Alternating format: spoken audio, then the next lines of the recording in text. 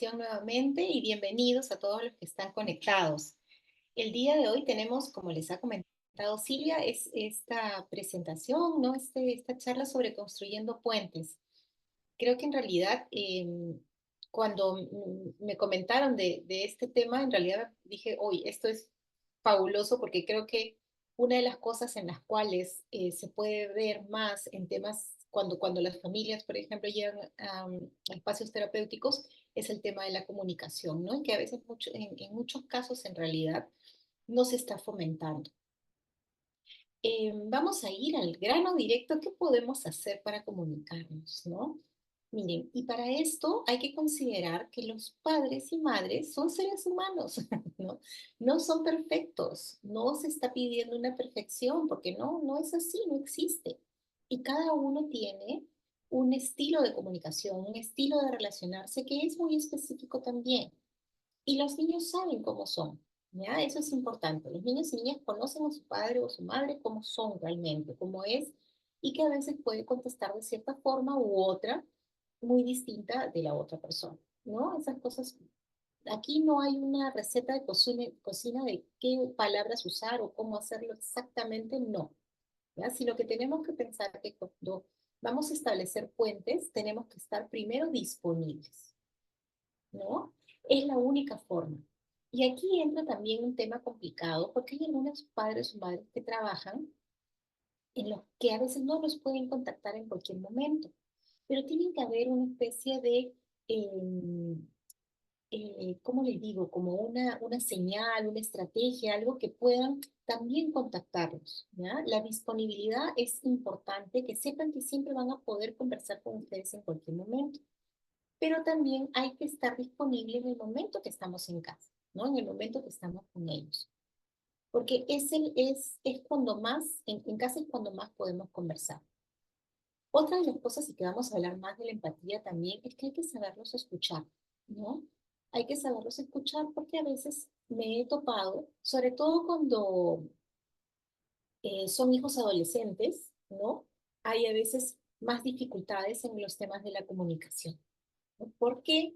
Porque a veces los papás consideramos o consideran que no los van a escuchar o que están hablando diferentes idiomas, en otras palabras, porque están pasando en un proceso diferente, que es la individuación, que es el momento en que los adolescentes ya se están haciendo mucho más independientes. Entonces puede ser más difícil, ¿ya? Pero tenemos que tratar de escuchar en todo momento y repreguntar o preguntar qué es lo que está sucediendo sin llegar al punto de forzar, ¿ya? Pero la idea es que podamos estar abiertos a escuchar las cosas que nos quieren comentar, ¿ya? Y esto nos va a ayudar a sentirse más amados o más valorados. Una vez una persona me comentó, esta jovencita, en realidad, que había tenido un tema con un otro adolescente en el colegio, ¿no? Parece que se gustaban, voy a hacerlo muy sencillo, que se gustaban y algo había sucedido, ¿no? Entonces se sentía avergonzada porque tal había habido un chisme o algo por el estilo, la verdad es que no lo recuerdo. No recuerdo qué es lo que pasaba, pero lo que sí recuerdo es que cuando me decía que con su mamá no podía hablar era porque le había tratado de contar, estaba muy angustiada y su mamá la tomó de la mano y le dijo, "Ay, hijita, esas son tonterías, ¿no? Minimizando. Siempre lo recuerdo, porque en realidad es muy probable que para la mamá en ese momento sí pues pensara decir, es una tontería, no ha pasado nada, no hay ningún problema grave acá, ¿no? Pero tenemos que pensar en que para ese adolescente ese problema existe y sí puede ser complejo, ¿no? Entonces tenemos que aprender a escuchar qué es lo que lo está haciendo complejo, qué es lo que está pasando con ese adolescente. Fue un tema de vergüenza, fue un tema de corazón roto, ¿por qué? ¿No? Y tratar de dar opiniones siempre y cuando ellos lo soliciten y acoger, ¿ya? Se los quería plantear, o sea, dar como ejemplo porque en realidad sí puede suceder, ¿ya? Y tenemos que estar alertas para que no suceda y de esa forma ellos sigan teniendo esa confianza de poder contarnos todo. Hay que mostrar empatía, ¿no? Y la empatía tiene que ver mucho con la valorización, ¿no? Y también con la validación, valorización y validación. Es decir, por ejemplo, cuando tienen alguna dificultad o están muy contentos o hay algo que nos estén contando, es decirle que están validando lo que sienten, ¿no? Que validan su forma de sentir. Obvio, no necesariamente van a tener que usar las mismas palabras que yo les doy, pero ese es el mensaje, ¿sí? Entonces, por ejemplo, inclusive cuando se ha tenido que tomar una medida correctiva, ¿no? En los cuales quizás el niño o la niña o el adolescente o la adolescente no está de acuerdo o está molesta o algo, podríamos inclusive decirles, entiendo que te sientas molesta, entiendo que te sientas molesta, lo entiendo. Y está bien decirlo. Ahora, eso no quiere decir que porque lo entendamos no vamos a poner el tema correctivo, ¿no es cierto? Entonces, creo que es muy importante validar cómo se siente. Sobre todo si en realidad, por ejemplo, hay algún cambio en la conducta del niño o la niña, ¿no? Recordemos que en la actualidad hay más formas, por ejemplo, de hacer bullying, ¿no? El bullying existe. Y hay muchas más formas que antes porque encima existen las redes. Estamos nosotros ahora a través de una red social. Ellos están expuestos también. Entonces, si cambia su estado de ánimo, si cambia su forma de comportarse, acerquémonos. Es decir, siento o presiento o me estás dando a entender con tu conducta tal cosa, creo que te estás sintiendo así, dime, ¿es correcto? Tratemos de acercarnos de esa forma y para hacerlo tenemos que siempre observar, ¿ya? Observar qué es lo que está pasando. Otra de las cosas para los que nosotros podamos tener un buen puente de comunicación es que tenemos que ver que lo que nosotros hacemos es lo que tenemos que cumplir. ¿Ya? Y lo que nosotros somos para ellos, somos un gran ejemplo. Y por eso es que tenemos que tener mucho cuidado con lo que nosotros decimos o hacemos, ¿no? Por ejemplo, cuando nosotros queremos que ellos sean ordenados, ¿no? O que cumplan sus tareas escolares, cosas por el estilo, y nosotros también tenemos que hacerlo, porque si no, ¿con qué? Eh, no sé cómo decirlo, ¿no? Realmente, ¿cómo podemos reclamar algo que no hacemos, ¿no? Entonces tenemos que ser muy conscientes que somos el ejemplo, ¿no? Entonces, si nosotros nos sentamos a comer, por ejemplo, todos juntos, y yo no hablo nada, ¿cómo voy a esperar que los demás miembros de la familia hablen? ¿No? La idea es que podamos relacionarnos, ¿verdad? Y que podamos ser ejemplo para ellos también y que ellos hagan lo mismo. Ojo, esto es bien importante. Tengamos en cuenta que todas las personas somos diferentes. Si nosotros recordamos cuando éramos más chicos, como los que tenemos hermanos, ¿cómo eran nuestros hermanos? ¿Éramos iguales? No. Yo tengo hermanos y somos bastante diferentes, ¿no? Igual va a pasar si tienen más de un hijo o hija en casa. Lo más probable es que sean diferentes y que tengan estilos diferentes también de conversar y tiempos. ¿Ya? Y sí es una tarea complicada, pero hay que ver en qué momento es más adecuado para cada uno. Vamos también a hablar de un punto importante que tiene que ver con la junta familiar, que va a ser el mejor puente para comunicarse. Tenemos que trabajar mucho la tolerancia con cada integrante del grupo familiar. La tolerancia es vital. Y como les estoy diciendo, las personas siempre somos diferentes, ¿no? Y no necesariamente los chicos, ¿no? Las niños y niñas, los adolescentes van a actuar como uno considera que deben actuar. Tenemos que ser tolerantes. Y dependiendo de la edad, también tenemos que aprender a negociar con ellos para que esto sea mucho más fructífero. Hay que tener en cuenta, ¿ya? Que si hemos hablado de trabajar la empatía, etcétera, sí tenemos que evitar algunos comentarios, sobre todo cuando los hacemos en grupo. Y uno de ellos son las críticas negativas. Hay una diferencia muy grande entre una crítica constructiva y una crítica negativa. En una crítica constructiva construimos juntos y vemos una mejora. En una simple crítica negativa entran juicios de valor. ¿Cuál podría ser una crítica que puede ser extremadamente dañina y que va a cortar no solo la comunicación, sino también que va a bajar la autoestima? Por ejemplo, ¿por qué haces eso? O qué tonto, ¿por qué haces eso? No seas tonta, ¿no? Pueden ser otro tipo de palabras que se convierten en realidad en una crítica negativa. Y lo que va a suceder es que baja la autoestima y genera también, si es adolescente, por ejemplo, más fastidio, ¿ya? Que aceptación. Mucho fastidio. Entonces tengamos en cuenta eso. Otra de las cosas es que las críticas que se puedan dar a las correcciones no necesariamente se tienen que dar en grupo siempre, sobre todo si tienen hijos e hijas de diferentes edades, porque no necesariamente el mismo tema o lo que está sucediendo puede ser igual para todos.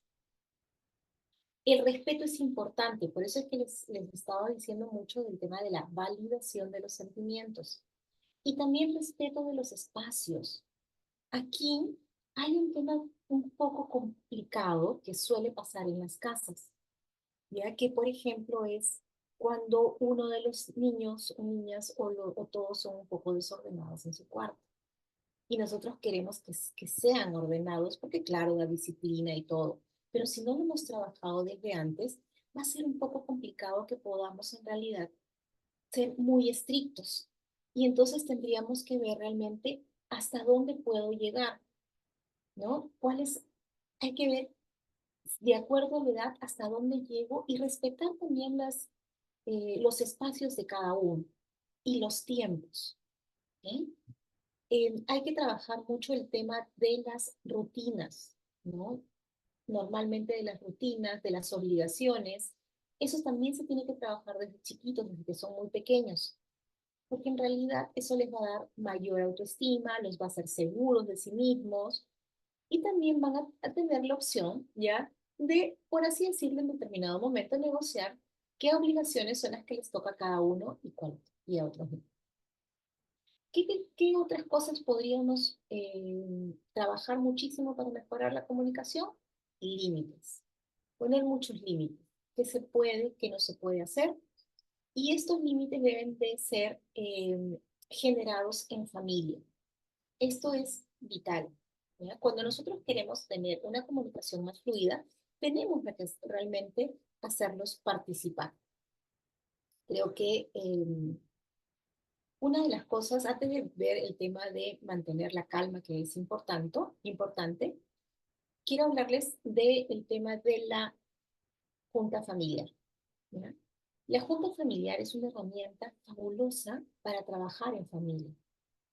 ¿Cómo se hacen normalmente? Lo ideal es que tengamos una vez a la semana una junta familiar en la que participen absolutamente todos. Ahora, estoy hablándoles de un ambiente ideal, ¿no? Medio perfectito, una vez a la semana. Pero no necesariamente la tienen que hacer siempre una vez a la semana. Es cuestión también de cada familia. Lo ideal es que sea una vez a la semana y que se sepa que es el momento de conversar en familia, es el momento de estar juntos y hablar sobre los sucesos de toda la semana, hablar sobre lo que nos ha pasado, hablar sobre las nuevas normas que podrían haber, hablar sobre negociaciones, hablar sobre los límites que hay en casa y ponernos de acuerdo. Inclusive se pueden hablar de las consecuencias que puede haber por algún tema específico. Y en este tema ya viene lo que es la disciplina, ¿no? Porque toda casa tiene que tener disciplina, tienen que tener normas. Y estas se pueden discutir en la junta familiar. Hay una analogía que a mí me encanta, que en realidad es, a mí me preguntan mucho sobre cuánto pueden participar y si hay democracia en una casa.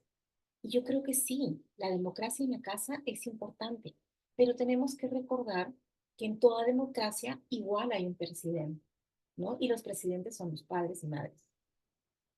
Entonces, la junta sirve para que puedan ponerse de acuerdo con diferentes aspectos, inclusive de las consecuencias que puedan haber si uno transgrede algunas normas. Entonces, acuérdense de ello, no tiene que durar más de 1 hora o 2 horas, tiene que estar compuesta también por espacios en los cuales vamos a validar al otro y vamos a decir cómo nos sentimos, lo orgullosos que estamos de tal cosa, de lo otro, de N temas, pero es importante que las podamos hacer. ¿Qué pasa si estamos molestos? ¿Qué pasa si la comunicación se nos está haciendo eh, más difícil porque están haciendo cosas que no estamos de acuerdo? Y de pronto estamos estresados porque venimos del trabajo con algún problema. Pues como seres humanos también podemos perder la paciencia, pero tenemos que tratar ya de no perderla y mantener la calma. Tratemos de, antes de reventar, como siempre digo, coloquialmente hablando, antes de gritar, respirar profundo, esperar un tiempo antes de hablar, ¿no? Y sobre todo, no generar o no utilizar palabras que impliquen una decepción, por ejemplo, ¿no? Otra de las cosas que hay que tener en cuenta es que tenemos que conocernos los adultos y saber cuándo es que podemos nosotros disciplinar, por ejemplo, a uno de los niños. ¿En el momento que pasó el problema o es mejor que nos esperemos un poco? ¿Qué es lo que podemos hacer? Para algunos será muchísimo mejor esperar, respirar y cuando estemos más tranquilos conversar con ellos. Decir qué es lo que ha sucedido, qué es lo que ha sucedido y cómo pueden llegar a un acuerdo para que no vuelva a suceder. Es importante entonces recordar que también la disponibilidad ya siempre va a ser importante cuando hablamos de la comunicación. Les voy a contar una anécdota en una organización. Recuerdo que esta persona era contadora, la mamá era contadora, tenía que trabajar, tenía ayuda en casa porque obviamente ella tenía que trabajar y se quedaba con sus niños. Eran dos niños. Y recuerdo que a veces la llamaban por teléfono, no a veces, la llamaban todos los días. Sabían en qué hora era imposible llamar porque podía tener una reunión o algo, pero siempre llamaban y yo recuerdo haberle escuchado cuando le decía, Sebastián, a ver, vamos a ver, ¿cuál es el problema? Si tienes tantos patos y cada pato tiene tantas patas, entonces, ¿o por cuál tienes que multiplicar? Y cosas por el estilo. Miren qué importante es que sepan que pueden contar con sus papás cuando están trabajando también. No en determinados horarios, pero sí en algunos momentos que se puedan sentir que sienten ayuda, que necesitan ayuda. Igual pasaba cuando había sucedido algo en la escuela y querían contarle lo que había pasado. Entonces, la disponibilidad es importante. Ahora, eso no quiere decir que estamos las 24 horas disponibles, sobre todo si están trabajando. Tienen que saber cuáles son esos horarios en los cuales sí pueden estar disponibles. Otra de las cosas es que tenemos que trabajar como adultos la adaptabilidad, porque en realidad tenemos que adaptarnos también a las nuevas facetas en las que los niños están pasando. Eh, muchos, muchas veces he escuchado, ¿no? Dicen, uy, ya quiero que crezca porque va a ser más fácil. Sinceramente, cuando son más pequeñitos, cuando son bebés y todo, pueden ser muy cansadores, porque obviamente cansa. Cansa estar detrás de ellos, cansa estar cargándolos todo el tiempo, o sea, físicamente. Pero les diré que en la medida que van creciendo, puede ser más difícil, sobre todo cuando ya entran a esa edad en que ya no somos tan importantes y va a ser difícil que nos escuchen. Y tenemos que ver qué cosas son esas nuevas, la tecnología, qué cosas es lo que están hablando. Estar muy atentos para poder adaptarnos a ellos y poder realmente tener una comunicación fluida. Tenemos que trabajar mucho la asertividad. Y en este punto es importantísimo que tengamos en cuenta que cuando hablamos de asertividad, hablamos de decir las cosas tal y como son, pero sin juicios de valor, ¿no? Una de las cosas que puede interrumpir la comunicación fluida entre padres e hijos, sobre todo si son adolescentes, es cuando nosotros juzgamos, ¿no? Juzgamos a la otra persona. Es decir, no es lo mismo decir, si tú te levantas tarde, si tú estás llegando tarde a la escuela es porque te estás levantando tarde, tienes que poner el despertador más temprano, vamos a acordar cómo lo hacemos, que decirle, estás llegando tarde porque eres un flojo que se queda dormido. ¿Sí? La diferencia es abismal. La asertividad, recuerden que tiene mucho que ver con el respeto, con cómo estamos hablando sin juicios de valor. Y en este punto tenemos que ser mucho más cuidadosos, sobre todo cuando se es adolescente. ¿No? No quiere decir que no lo seamos cuando son niños, pero en realidad puede ser mucho más impactante inclusive cuando están estos cambios, ¿no? Estos cambios que antes hacían una cosa y ahora ya no la quieren hacer, o antes no les gustaba una comida y ahora sí les gusta, o al revés, etcétera, porque van saliendo los cambios y tendemos a juzgar a veces, a emitir juicios. Ay, antes era tan fácil, comías de todo y ahora no quieres comer nada, te has vuelto remilgoso. Es distinto. Otro de los puntos importantes que van a generar una buena comunicación es la autorregulación emocional, ¿no? En la medida que nosotros nos autorregulemos, ellos van a aprender también a autorregularse. ¿No? ¿Qué pasa? Eh, Normalmente, recuerden que en el momento, en el ciclo vital, cuando están creciendo los niños, y cuando son pequeños, en realidad no saben postergar sus necesidades. Por eso el bebé tiene unas rabietas, ¿no? Por eso el bebé intenta hacerlo. Quiere algo, no se lo damos y lo intenta porque no sabe postergar sus necesidades. Si nosotros vamos criándolos con obligaciones, con rutinas, con límites, aparte de un amor obviamente explícito hacia ellos, el cariño y el amor que no se juega jamás con el amor, pues entonces ellos van a saber que sus necesidades se pueden postergar y que no son el centro del universo. Y por lo tanto, poco a poco también se van autorregulando. Sin embargo, si nosotros los adultos no nos autorregulamos, no respondemos de forma adecuada cotidianamente, entonces ellos también lo aprenderán. Ahora, con esto no quiero decir que vamos a ser perfectos y que vamos a ser Santa Madre y Santa Padre y Santo Padre, porque realmente no existe la perfección. Y los papás y las mamás también pierden la paciencia.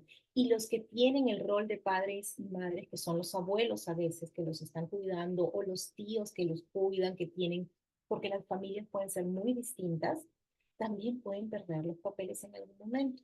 Pero si esto sucede, es importante después comunicarse también y decir que lamentan lo que ha sucedido.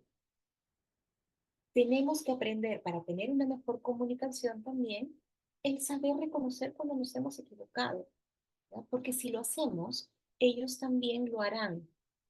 Ahora, si esto pasa todos los días, pues es imposible, ya, no es efectivo.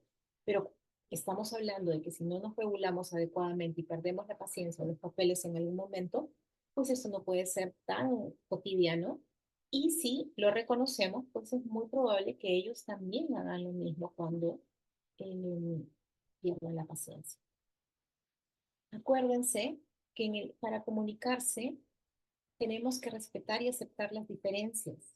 A veces no nos vamos a comunicar con cada hijo igual, porque pueden ser diferentes cada uno y lo van a hacer. Y tenemos que ser bastante específicos. Específicos sobre todo cuando llegamos a un acuerdo o cuando queremos dar una indicación. Ya tenemos que ser específicos, porque si no viene la ambivalencia. Y tenemos que ser específicos también y muy precisos al expresar algún desacuerdo o una crítica. Esto es así, cuando pasó esto, el resultado fue aquello, ¿no? ¿Qué podemos hacer para que esto no suceda? Por ejemplo, cuando estamos viendo un crimen. Tratemos de ser lo más específicos posible porque así les enseñamos a que ellos también sean específicos con nosotros. Otra de las cosas es no ir acumulando emociones negativas, no ir el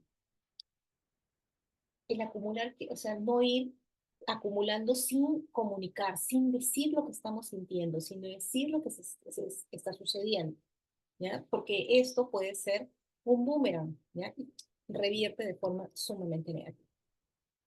¿Qué otras cosas podemos hacer para comunicarnos con nuestros hijos de forma más efectiva? Tratar de tener algunos momentos sin tecnología, ¿no?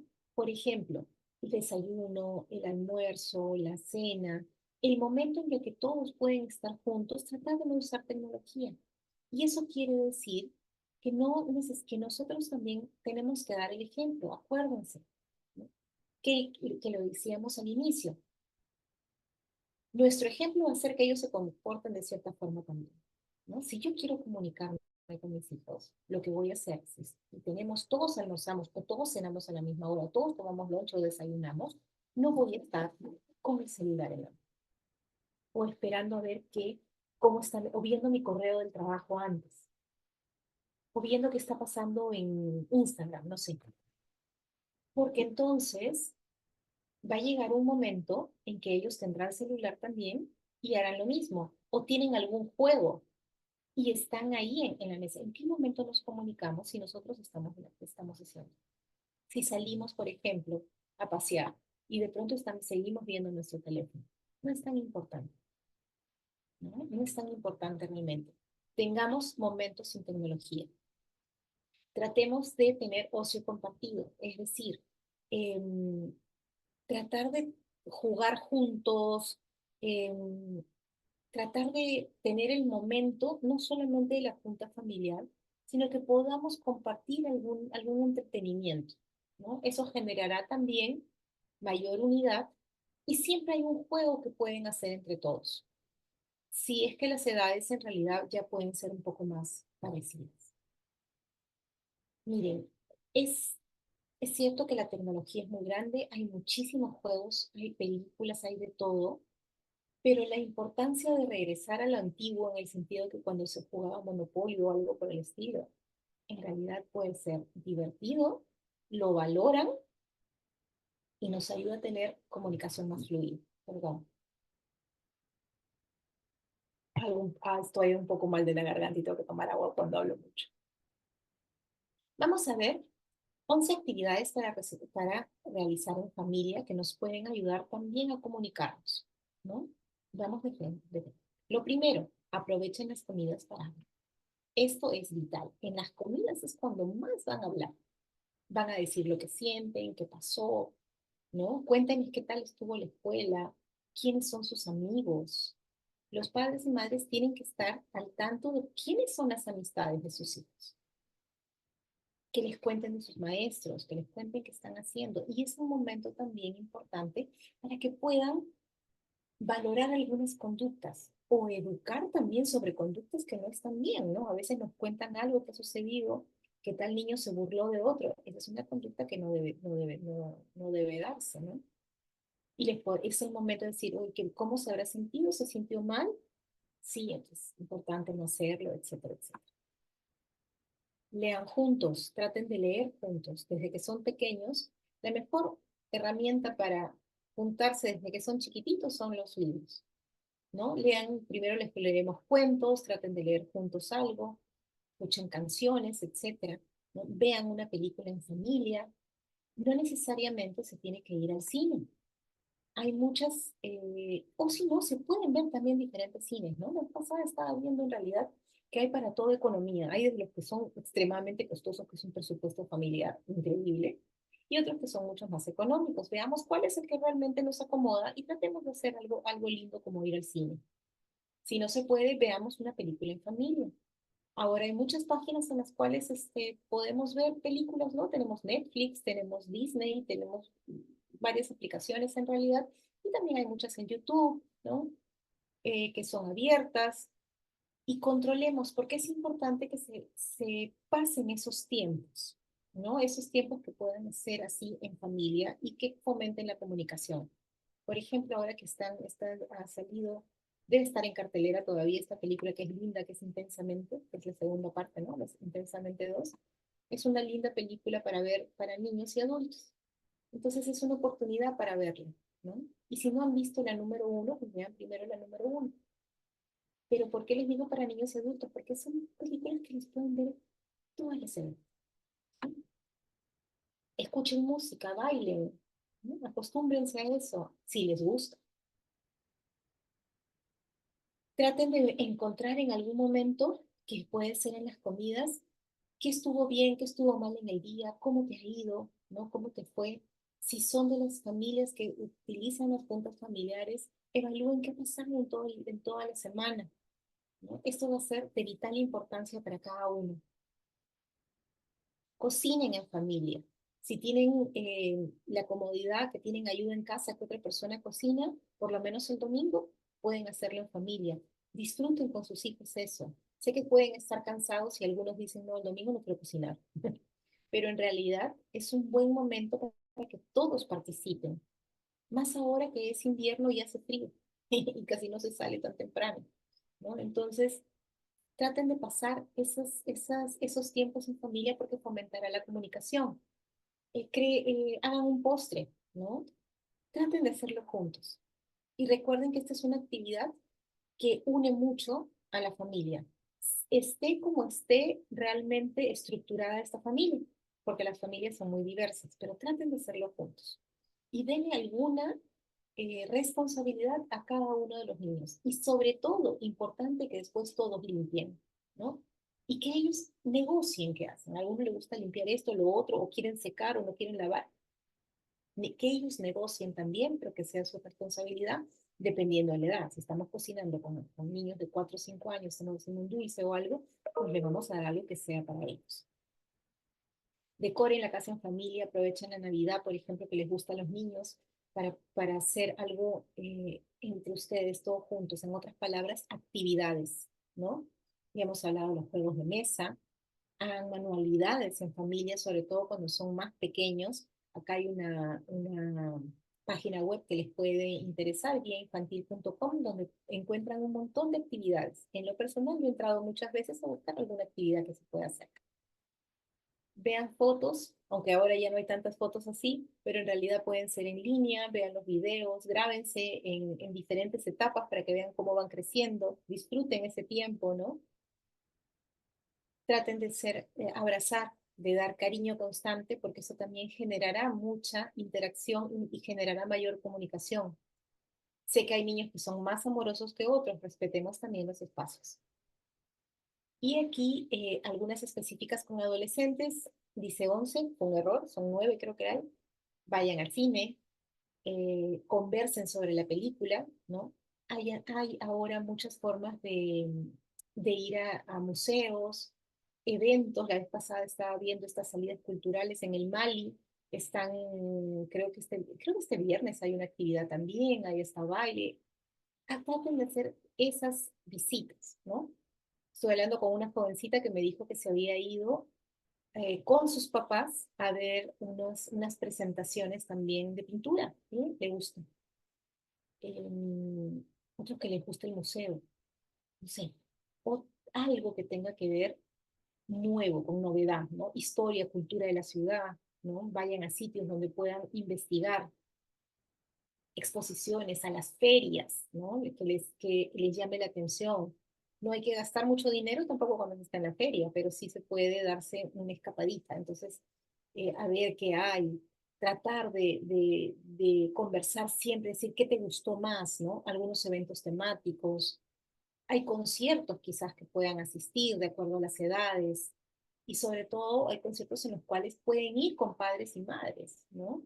No necesariamente tienen que ir solos, solo si son adolescentes, pueden ir acompañados y es lo ideal. Entonces, este tipo de actividades realmente pueden hacerlas y va a ser efectivo para los adolescentes.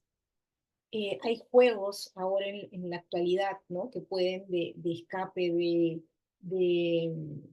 de, ¿cómo se dice?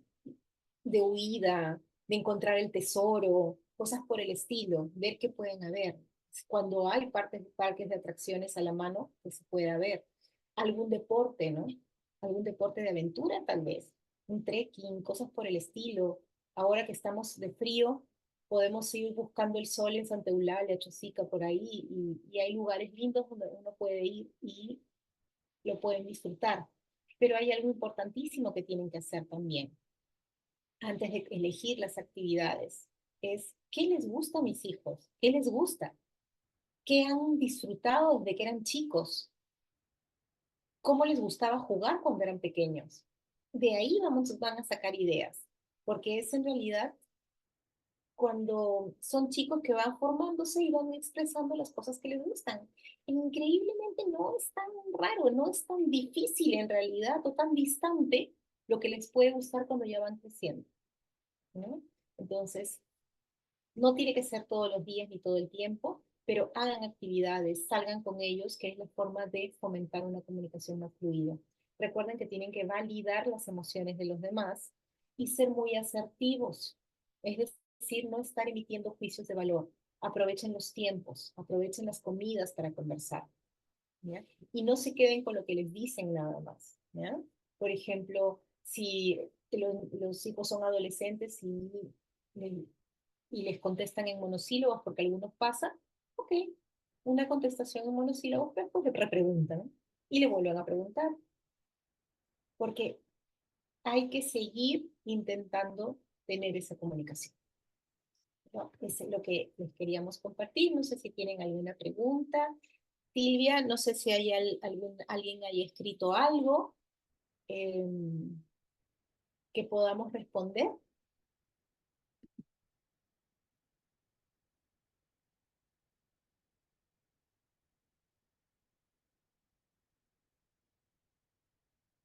¿No? Silvia, ¿estás por ahí?